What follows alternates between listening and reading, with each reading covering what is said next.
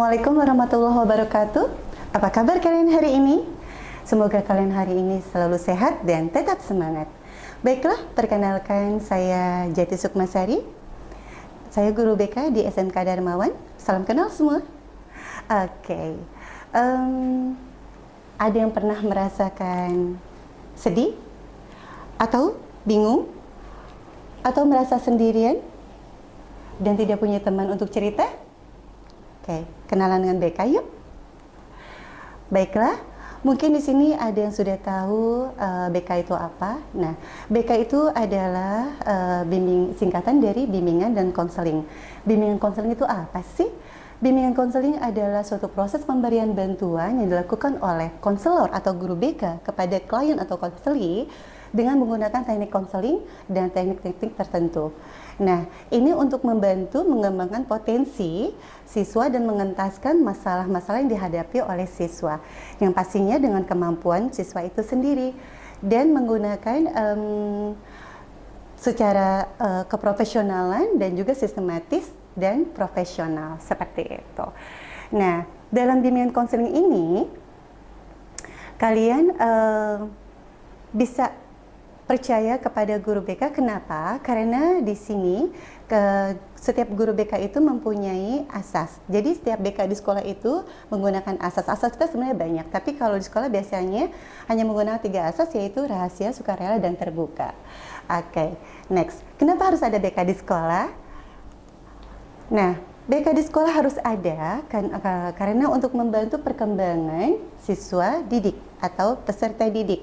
Nah, di sini guru BK akan membantu perkembangan itu ada 4 aspek loh, yaitu aspek pribadi, sosial, belajar, dan karir. Aspek pribadi, guru BK akan membantu kalian untuk mengenal dan memahami diri kalian sendiri, terutama apa? Yaitu pertama karakter kalian, potensi kalian, dan juga bakat minat kalian. Di sini guru BK akan menggali semuanya.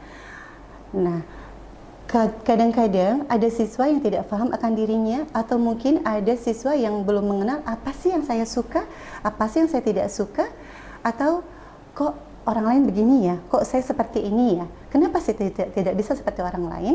Nah, itu akan dibantu oleh guru BK. Oke, lanjut, kita akan ke aspek belajar. Aspek belajar di sini guru BK akan mengarahkan kalian terutama dengan gaya belajar kalian, karena gaya belajar setiap siswa atau setiap orang itu berbeda-beda. Seperti ada yang gaya belajarnya itu dia itu lebih senang fokus dengan buku. Terus ada juga yang gaya belajarnya itu dia tidak perlu belajar, tapi dia hanya melihat saja itu sudah belajar.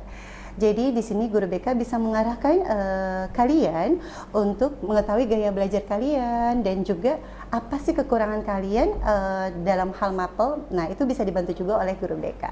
Kemudian aspek sosial.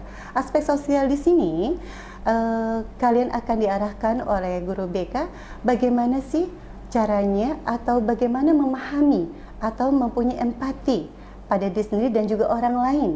Kenapa?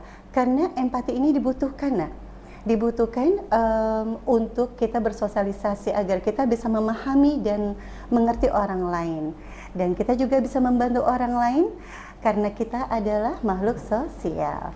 Kemudian aspek karir. Nah, di sini akan dibantu juga oleh guru BK untuk perkembangan karir kalian. Ada yang mungkin dari tamatan SMA atau SMK itu bisa ada yang bekerja atau bisa melanjutkan studi ke perkuliahan atau ke kampus-kampus. Nah, nanti akan diarahkan kemana sih bakat minat kalian, atau kalian apa yang ingin kalian lakukan setelah lanjut sekolah. Kalian akan diarahkan seperti itu. Baik, memangnya apa sih sebenarnya fungsi BK? Mau tahu? Nah, BK di sini ada fungsinya, pertama fungsi pemahaman, pencegahan, pengentasan, pemeliharaan, pengembangan, dan advokasi. Di sini ada 6 ya fungsinya. Fungsi pemahaman yaitu agar kalian itu bisa memahami diri kalian sendiri. Misalkan ada misalkan narkoba, ya, kalian akan diberikan pemahaman apa yang baik dan apa yang tidak. Seperti tadi, yang seperti Ibu tadi contohkan ada narkoba. Kalian akan dikasih tahu nih narkoba itu apa sih, dan diinfokan juga kalau narkoba ini sebenarnya zat adiktif loh. Ini berbahaya untuk kalian atau berbahaya untuk tubuh. Dan ini akan beresiko untuk kelanjutan hidup kalian. Dan kalian jika kalian mengkonsumsi itu, kalian tidak akan, masa depan kalian tidak akan bagus, seperti itu. Jadi akan diberikan pemahaman dalam hal apapun. Nah, kemudian ada fungsi pencegahan. Fungsi pencegahan setelah kalian paham, kalian akan diarahkan untuk bagaimana pencegahannya supaya kalian ini tidak bersinggungan atau tidak memakai itu atau mengkonsumsi itu, karena itu adalah zat berbahaya. Yaitu fungsi pencegahannya. Nah, fungsi pengetasan, ketika ada seseorang yang sudah terlanjur mengkonsumsi itu, kita akan mencoba untuk membantunya agar dia tidak mengkonsumsi itu lagi, yaitu mengentaskan permasalahannya. Itu hanya narkoba ya. Jadi di sini untuk pemahaman, pengentasan, dan pencegahan dan pengentasan, jadi bukan hanya narkoba saja. Jadi di sini ada permasalahan-permasalahan kalian yang kalian bicarakan dengan sukarela kepada konselor atau guru BK. Nah, lanjut lagi ada fungsi pemeliharaan. Fungsi pemeliharaan yaitu agar kalian itu bisa tidak ikut-ikutan kembali. Maksudnya kalian tidak ketemu dengan masalah yang sama. Jadi kalian di sini berusaha untuk konsekuen dengan pilihan yang kalian ambil. Jadi kalian tidak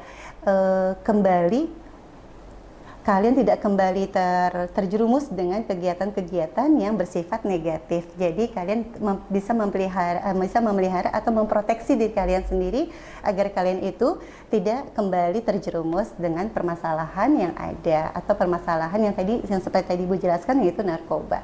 Kemudian di sini fungsi pengembangan. Nah, fungsi pengembangan kalian nanti di sini akan diarahkan atau akan dibantu bagaimana sih caranya kalian itu bisa bangkit kembali dan kalian bisa mengetahui potensi kalian lagi, kalian bisa berprestasi lagi, seperti itu. Itu fungsi pengembangan. Oh iya, di sini BK juga ada fungsi advokasi loh. Apa sih itu fungsi advokasi? Nah, fungsi advokasi adalah guru BK atau konselor juga bisa menjadi pengacara kalian. Tapi ingat ya, pengacara ini ketika kalian memang dalam posisi yang benar, kami siap membantu kalian. Tapi itu juga harus ada kejujuran. Jadi kalian harus jujur. Di sini kami juga sebagai konselor atau guru BK akan menjaga kerahasiaan itu. Dan kami siap menjadi pengacara kalian atau advokasi kalian. Oke, lanjut. Kalian tahu nggak ada jenis-jenis layanan dalam BK loh? Oke. Nah, layanannya apa aja sih? Di sini ada layanan konseling individu. Nah, konseling individu di sini diberikan secara tatap muka langsung ya. Ini bisa membantu menyelesaikan atau membantu kalian ketika kalian punya masalah atau kalian punya hambatan seperti pribadi, sosial, belajar, juga karir. Jadi di sini kalian bisa datang ke kami, ke konselor, ke guru BK kalian. Kalian bisa menceritakan apa saja sebenarnya. Ketika kalian datang ke kami secara sukarela dan kalian juga terbuka dengan masalah kalian, nah kita juga memakai asas kerahasiaan. Itu yang tadi Ibu jelaskan di pertama tadi, kita memakai 3 asas: rahasia, sukarela, dan terbuka. Ketika asas ini dipakai, tenang saja, rahasia kalian aman dan kami akan keep rahasia kalian. Walaupun walaupun nantinya ketika guru BK harus berkolaborasi, misalkan dengan walasnya atau dengan orang tua kalian, ketika memang permasalahan kalian itu berhubungan dengan itu semua, kami juga akan meminta izin atau kesediaannya untuk membuka permasalahan itu. Tapi itu juga ingat, seizin kalian. Dan setiap konselor itu mempunyai kode etik, yaitu kita tidak boleh membicarakan masalah kalian, karena tadi kita ada komitmen, yaitu asas yang pertama tadi, kerahasiaan. Jadi siapapun tidak akan tahu masalah kalian ketika kalian memang benar-benar berkonsultasi atau konseling kepada guru BK atau konselor di sekolah. Seperti itu. Oke, lanjut. Di sini ada konseling kelompok. Nah, konseling kelompok itu di sini berupa layanan diskusi kelompok. Nah, anggotanya biasanya 8 sampai 10 orang. Topiknya ini biasanya topik yang hangat, yang tren saat itu. Bisa apa saja. Dan konseling kelompok ini dipimpin oleh satu orang sebagai ketua kelompok. Ketua kelompok di sini akan mengarahkan bagaimana jalannya diskusi kelompok itu. Jadi seperti itu. Di sini dalam diskusi kelompok, dalam konseling kelompok, kalian ini akan menggunakan asas kebersamaan, dan juga di sini ada asas ini ya, asas rahasia ya, karena ini adalah konseling kelompok yang memang tidak boleh diberitahukan lagi atau diinformasikan lagi kepada orang lain. Jadi anggota kelompok di sini mempunyai sudah ada terikat komitmen bahwa itu tidak akan keluar. Yang tadi topik yang tadi dibicarakan tidak akan keluar. Oke, di sini ada bimbingan kelompok. Bimbingan kelompok ini juga berupa layanan kelompok ya. Nah, ini topik permasalahannya juga sedang tren saat itu. Lanjut, ada bimbingan klasikal. Nah, bimbingan klasikal di sini dilakukan oleh guru BK itu sesuai jadwal ketika guru BK masuk kelas. Di sini layanan klasikal dilakukan oleh guru BK sesuai dengan topik atau tema yang sudah memang disusun oleh guru BK sesuai AKPD. AKPD ini analisis kebutuhan peserta didik ya. Jadi awal pertama di setiap semester biasanya guru BK ini mengeluarkan asesmen, yaitu agar guru BK mengetahui apa saja sih kesulitan-kesulitan peserta didik atau hambatan-hambatan yang memang ada pada mungkin di setiap siswa ada hambatan-hambatan tertentu. Nah, di sini nanti guru BK bisa membantu seperti itu.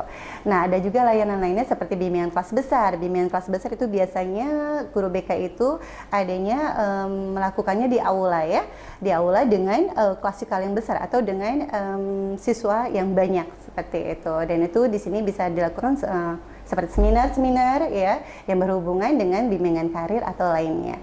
Oke, di sini juga ada konsultasi. Nah, konsultasi di sini dilakukan biasanya bisa dilakukan oleh orang tua juga ketika orang tua punya permasalahan anaknya punya masalah dan dia konsultasi dengan guru BK-nya. Nah, jadi di sini juga guru BK juga bisa membantu loh. Oke. Ada ahli tangan kasus. Yang ketiga, ahli tangan kasus. Ahli tangan kasus ini dilakukan oleh konselor atau guru BK ketika ada anak yang misalkan dia ini terjerumus narkoba seperti tadi. Nah, kami juga sebagai guru BK ini akan bekerja sama dengan pihak kepolisian, atau anak yang hamil luar nikah. Nah, kami juga akan bekerja sama dengan dokter atau bidan. Atau misalkan anak ini punya penyakit yang memang tidak bisa ditangani oleh guru BK nih, masalah mental healthy atau masalah kejiwaan. Nah, ini biasanya kita butuh bekerja sama dengan psikolog ya, terutama psikolog masalah mental. Oke. Lanjut lagi, kunjungan rumah. Kunjungan rumah ini dilakukan ketika guru BK itu ada anak yang kedisiplinannya misalkan kurang. Nah, kami juga kenapa sih nih anak kok tidak pernah masuk atau dia kurang semangat mungkin dalam belajarnya. Kita bisa memotivasi dengan berkunjung ke rumahnya. Dan sebagai konselor atau guru BK, nanti di sini juga akan membantu siswa tersebut dan memberikan support atau semangat seperti itu. Nah, tadi lanjutnya lagi advokasi. Advokasi tadi sudah dijelaskan ya. Advokasi itu di sini guru BK siap menjadi pengacara kalian ketika kalian membutuhkan kami. Tapi ingat, ketika kalian berada di dalam suatu masalah yang kalau kalian itu memang dalam posisi yang benar. Oke, lanjut lagi, ada konferensi kasus. Konferensi kasus biasanya dilakukan ketika kalian ini punya masalah yang termasuk lumayan besar ya, seperti hamil dua nikah. Nah, ini biasanya kami akan menggunakan konfirmasi kasus. Jadi ini masalah-masalah yang memang terbilang cukup berat ya, itu akan kami lakukan. Dari sini ada peminatan. Peminatan ini akan berhubungan dengan bakat minat kalian, seperti kalian pemilihan kampus atau setelah selesai kalian tuh mau kerja atau tidak, seperti itu. Oke, lanjut. Sekarang Ibu mau tanya nih, apa kalian pernah masuk ke ruangan BK? Siapa yang pernah masuk ruangan BK? Oke. Ruangan BK itu apakah menakutkan? Oke. Kalau dibilang ruangan BK menakutkan, kalian salah. Karena ruangan BK itu adalah tempat yang nyaman di seluruh sekolah ini. Jadi kalau menurut siswa di sini, ruangan BK adalah tempat yang nyaman dan mereka itu suka sekali dengan ruangan BK. Kenapa? Karena di ruangan BK mereka itu kalian bisa berbicara secara terbuka apa yang kalian rasakan, apa yang kalian suka atau tidak suka, permasalahan kalian, itu kalian bebas berbicara karena tidak ada yang mendengar, karena hanya kita berdua saja. Oke. Nah, menurut kalian BK itu menakutkan tidak? Menakutkan nggak ya? BK itu tidak menakutkan anak-anak. Kenapa? Karena BK itu bukan sesuatu yang membuat kalian harus takut, gitu. Ya. Jadi sebenarnya yang menakutkan itu adalah ketika kalian tidak bisa memecahkan masalah itu sendiri. Yang menakutkan itu ada pemikiran kalian bahwa kalian itu adalah, wah, ini guru BK-nya bisa dipercaya nggak ya? Guru BK-nya bisa pegang janji nggak ya? Guru BK-nya enak nggak ya? Nah, itu. Jadi yang menakutkan ada pemikiran kalian, seperti itu. Jadi bisa dicoba ke ruangan BK. Oke, lanjut. Menurut kalian masuk ke ruang BK apakah hanya anak-anak yang bermasalah? Menurut kalian BK itu tempat anak-anak bermasalah gak ya? Benar sekali. Bermasalah tapi bukan mempunyai masalah. Jadi bermasalah pada dirinya sendiri. Bukan berarti anak-anak yang bermasalah semua loh. Benar. Anak-anak yang bermasalah yang masuk, tapi bermasalah dengan dia sendiri. Apa sih masalahnya? Pertama, ketika dia bingung mempunyai masalah, aduh, aku ini punya masalah nih, atau putus dengan pacarku, tapi aku bingung mau cerita dengan siapa ya? Atau aku bingung, aku pilih jurusan apa ya? Nanti aku setelah lulus mau ke kampus apa ya? Nah, itu kan masalah. Nah, seperti itu. Jadi,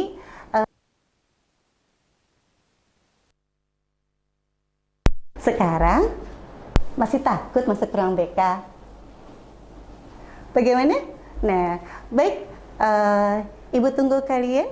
Nah, semoga kalian paham dengan sesi BK kali ini. Baiklah, semoga kalian selalu sehat dan kalian selalu bahagia. Oke, kita akan ketemu di sesi BK lagi selanjutnya. Oke, Sobat BK, salam kenal semua dan salam sehat. Assalamualaikum warahmatullahi wabarakatuh.